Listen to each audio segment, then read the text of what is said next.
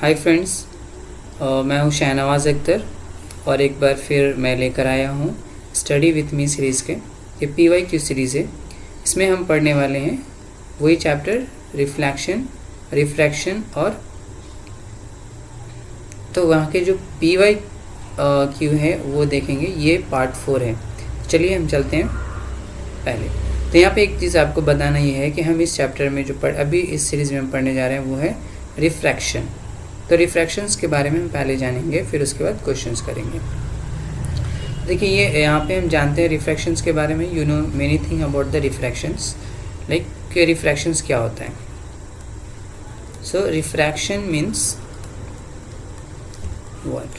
So when the जब एक कोई रे ऑफ लाइट किसी एक मीडियम से दूसरे मीडियम में एंटर करती है तो वो अपने ओरिजिनल पाथ से बेंड हो जाती है। जैसे देख सकते हैं कि ये एक रे है जो एक मीडियम से दूसरे मीडियम में आ रही, तो ये ओरिजिनल पाथ होना चाहिए था, लेकिन ये क्या हो रहा है, एक एंगल पे ये क्या हो जा रहा है, बेंड हो जा रहा। तो ये जो बेंडिंग ऑफ लाइट है when entering from one medium to other medium, this is called refraction. अब यहाँ पर अगर देखेंगे कि रिफ्रैक्शंस में क्या क्या है, तो ये जो है वो बाउंड्री है। ये मीडियम 1 हो सकता है और ये मीडियम 2 हो सकता है, राइट। अब यहाँ पे ये बाउंड्री है। ये यहाँ पे एक नॉर्मल ड्रॉ कर ले, this is the point of incident. तो यहाँ पे एक नॉर्मल ड्रॉ करें। अब वी नो दैट कि जो एंगल ऑफ द इंसिडेंट होता है वो नॉर्मल और इंसिडेंट रे के बीच का जो एंगल होता है उसको एंगल ऑफ इंसिडेंट बोलते हैं, and it is denoted by I. और दूसरा जो है नॉर्मल और एंगल ऑफ रिफ्रैक्शन, ये रिफ्रैक्टेड रे, तो रिफ्रैक्शंस के बीच का जो एंगल होगा उसको हम कहेंगे angle of refraction, denoted by R. अब ये कितने एंगल से डेविएट कर रहा है उसे हम एंगल ऑफ डेविएशन भी कहते हैं। It is denoted by delta. Delta कुछ ऐसे लिखते हैं। ये ग्लासिंग एंगल होता है कि ये बाउंड्री के साथ ये कितना एंगल फॉर्म कर रहा है, तो इसकी ज़रूरत नहीं है। ये दो एंगल हमें यहाँ पे देखना है। अब इसके लॉज है कि ये दो लॉ को ये फॉलो करता है, राइट। लॉज ऑफ रिफ्रैक्शन की हम बात करेंगे। तो यहाँ पे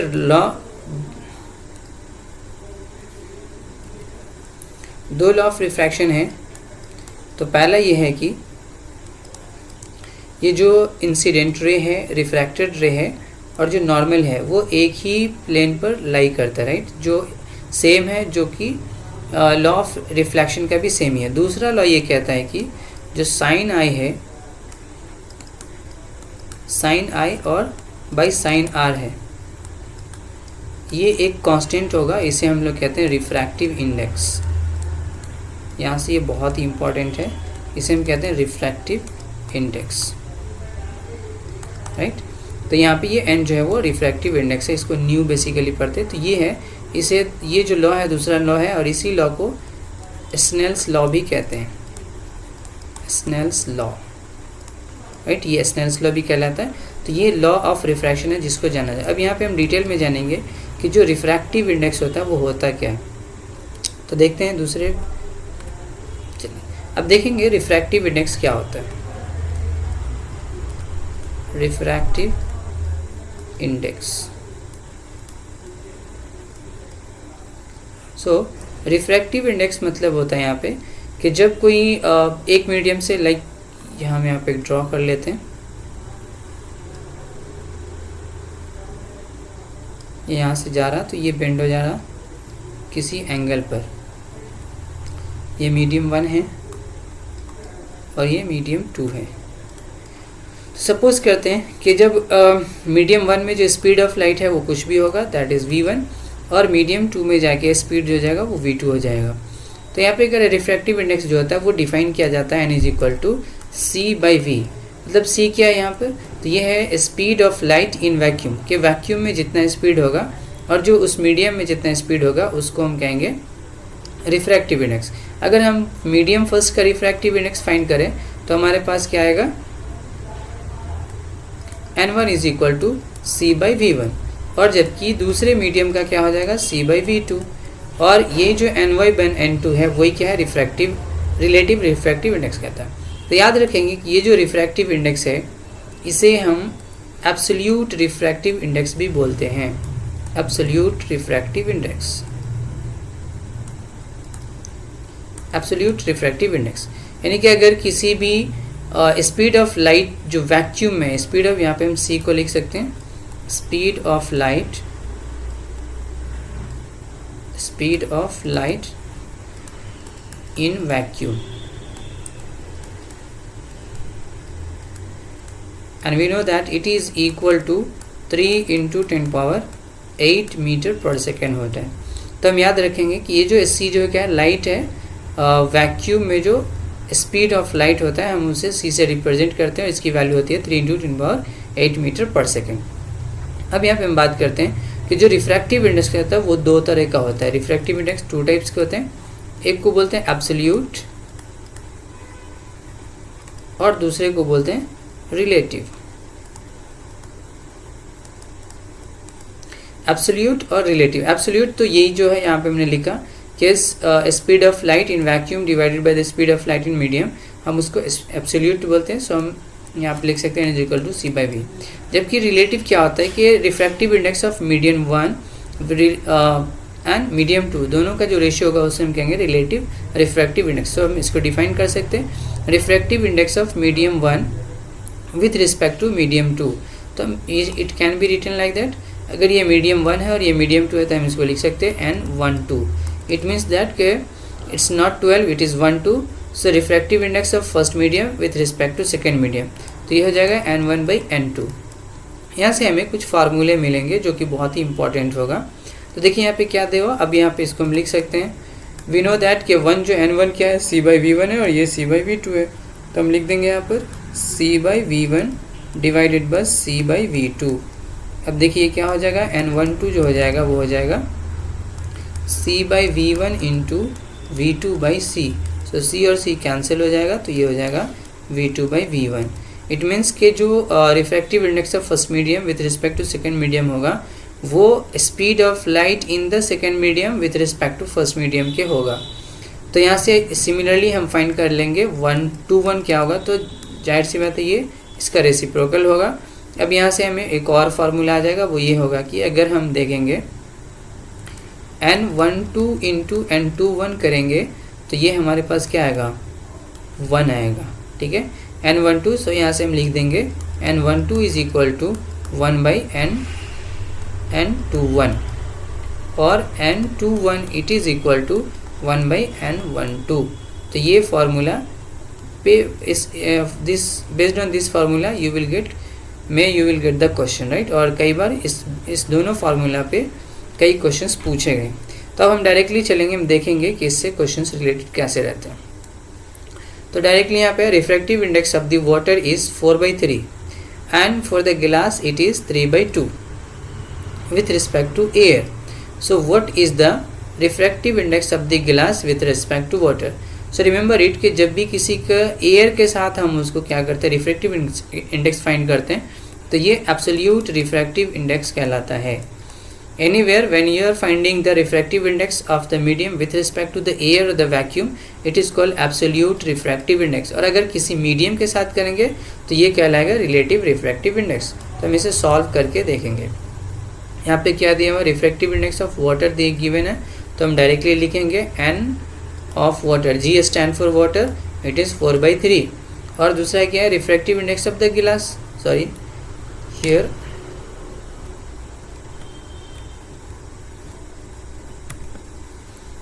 G stand for glass, right. और हम यहाँ पे आगे लिख लेंगे N water is equal to 4/3 and N glass is equal to 3/2। तो हमें फाइंड करना है कि रिफ्रैक्टिव इंडेक्स ऑफ द गिलास विथ रिस्पेक्ट टू वाटर। तो हम यहाँ पे लिखेंगे रिफ्रैक्टिव इंडेक्स ऑफ गिलास विथ रिस्पेक्ट टू वाटर, तो ये जो है वो ऊपर में आ जाएगा, जो पहले वो ऊपर में आएगा। सो NG डिवाइडेड बाई NW। सो यहाँ पे हम नोट करेंगे NG कितना दिया हुआ है, 3/2। सो ये हो जाएगा, यहाँ आप देख सकते हैं 3/2 है। सो 3/2 डिवाइडेड बाई 4/3। अब इसको सॉल्व करेंगे तो ये हो जाएगा कुछ इस तरह से, 3/2 इंटू 3/4। सो ये हो जाएगा 9/4 answer. So the refractive index of the glass with respect to water is 9/4, right. कोई भी दिया, अगर कोई question, suppose any question is given here that refractive index of the suppose speed of the light given है, या refractive index of glass is given है 1.5, okay, glass दिया 1.5, और speed of vacuum is given है, speed of light in vacuum is given है 3 × 10⁸ metre per second, और हमें find करना है कि गिलास में स्पीड क्या होगा। तो हम इसके लिए हम यहाँ पे फार्मूला यूज़ करेंगे n = c/v, right. This is another formula.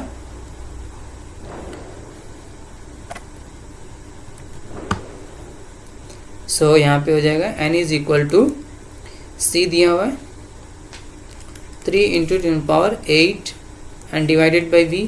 So n भी लिख लेंगे यहाँ पे 1.5, it is equal to 3 × 10⁸ divided by v। So v क्या हो जाएगा, v = 3 × 10⁸ डिवाइडेड बाई 1.5। अब ये कैंसिल आउट हो जाएगा 2 टाइम से, तो ये हो जाएगा 2 × 10⁸, एंड बिकॉज ये स्पीड है तो मीटर पर सेकेंड, ये हो गया v ऑफ द गिलास। तो हम इस टाइप से भी क्वेश्चन को सॉल्व कर सकते हैं। चलते हैं नेक्स्ट क्वेश्चन पर। तो हमें दिया the absolute refractive indexes of the glass in water is 3/4 and 2/3 respectively. If the speed of light in glass is this much, calculate the speed of light in vacuum and water. अभी हम same question करे थे, तो इसको हम अब भी यहाँ पे फिर से करने वाले हैं। पहला हमें फाइंड करना है speed of light in vacuum, okay. तो क्या कहते हैं, absolute refractive index of the गिलास गिवन है 3/4 और 2/3, राइट, ओके। और ये गिलास में जो है स्पीड ऑफ लाइट इतना दिया। हम जानते हैं कि जो गिलास में जो दिया हुआ है रिफ्रैक्टिव इंडेक्स वो है 3/4, तो हम यहाँ पे नोट करेंगे Ng = 3/4, ओके। तो अब हमें क्या फाइंड करना है, ओके। और गिलास में जो स्पीड है वो भी दिया हुआ है, this is 2 × 10⁸ metre per second. Already we know that कि जो वैक्यूम में होता है वो कितना होता है, बट हमें यहाँ पे कैलकुलेट करना है, तो हम यूज़ करेंगे n = c/v।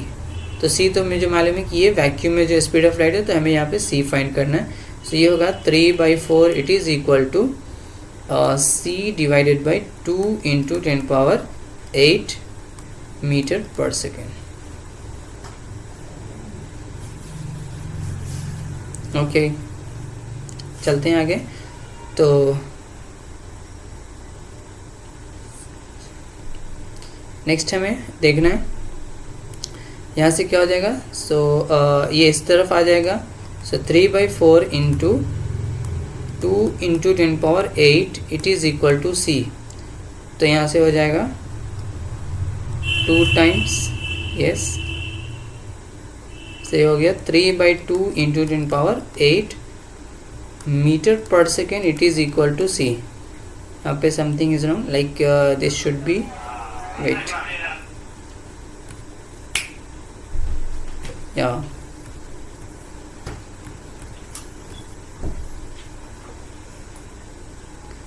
ये गिलास 3/2 गिलास का होना चाहिए था, ये गिलास, ये वाटर का है, और ये गिलास का होना चाहिए।